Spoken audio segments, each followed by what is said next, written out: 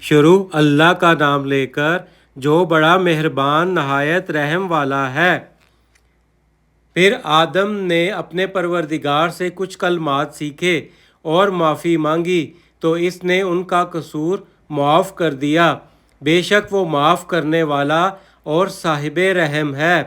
ہم نے فرمایا کہ تم سب یہاں سے اتر جاؤ، جب تمہارے پاس میری طرف سے ہدایت پہنچے تو اس کی پیروی کرنا کہ جنہوں نے میری ہدایت کی پیروی کی نہ ان کو کچھ خوف ہوگا اور نہ وہ غمناک ہوں گے، اور جنہوں نے اس کو قبول نہ کیا اور ہماری آیتوں کو جھٹلایا وہ دوزخ میں جانے والے ہیں اور وہ ہمیشہ اس میں رہیں گے۔